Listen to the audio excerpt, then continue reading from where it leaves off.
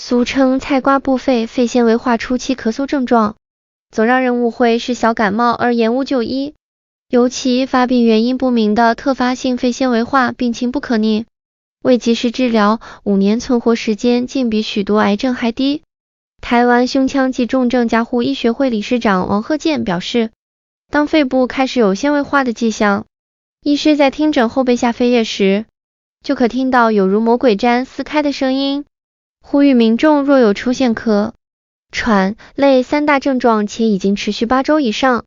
应尽快到胸腔内科检查。肺纤维化比癌症致命，高管确诊不到1年病逝。为了加强肺部疾病如肺阻塞、肺纤维化等卫教推广，台湾胸腔及重症加护医学会取其谐音走一走会喘，将每年9月19日定为台湾肺纤维化日。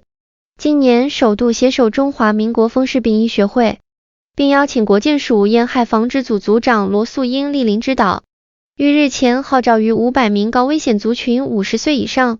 吸烟者、自觉有咳、喘、累的民众以及自体免疫疾病病友在大安森林公园举办非常有意思健走嘉年华活动，一起走出户外，守护自身肺部健康。肺纤维化的发展过程会由肺底往肺间方向移动，周边往中心方向蔓延，就像温水煮青蛙一般。王鹤健分享，曾收治一名企业高阶主管，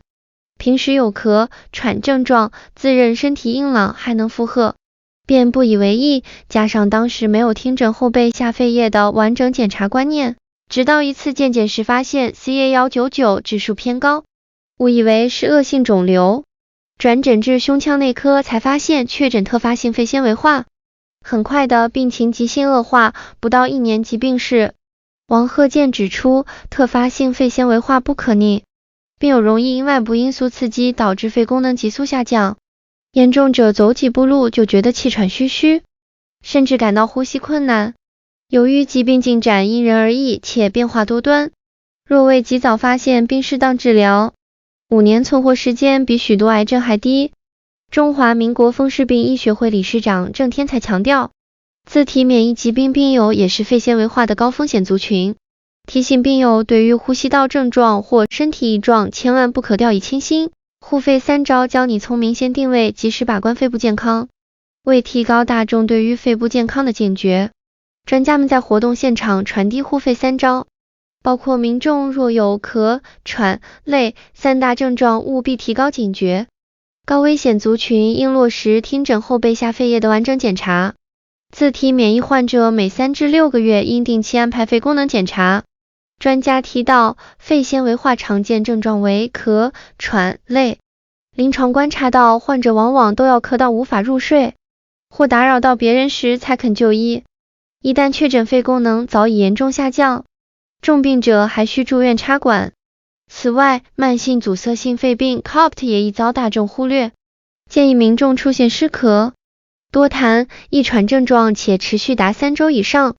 就请尽快就医求诊。王鹤健说明，目前特发性肺纤维化的成因尚不清楚，但50岁以上男性、有吸烟史、肺纤维化家族病史、长期胃食道逆流或是曾暴露于高粉尘环境工作者，都是高危险族群。尤其当肺部开始有纤维化的迹象，医师在听诊后背下肺叶时，就会听到有如魔鬼毡撕开的声音。当怀疑为特发性肺纤维化者，则会进一步安排高解析度电脑断层扫描，以判断是否确诊与疾病侵犯的范围。自体免疫疾病病友因免疫系统错乱，导致疾病敌我不分的攻击器官，一旦侵犯到肺部，就可能发生肺纤维化。若未及时治疗，将进展为渐进性肺纤维化。郑天才举例，近期有一名罹患风湿性关节炎不到1年的病友，检查竟发现肺部严重纤维化，让他深刻感受到疾病进展难以预料，因此呼吁类风湿性关节炎、硬皮症、前躁症、皮肌炎、多发性肌炎、红斑性狼疮等自体免疫疾病病友，无论是否出现咳、喘、累症状，都建议每3至6个月定期安排肺功能检查来追踪。虽然肺纤维化无法根治，病情伤害也不可逆，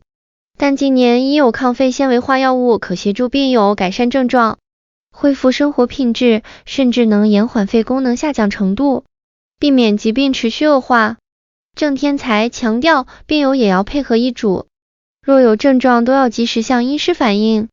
切勿自我诊断，错失黄金治疗时机。感谢收看，欢迎订阅、按赞、分享。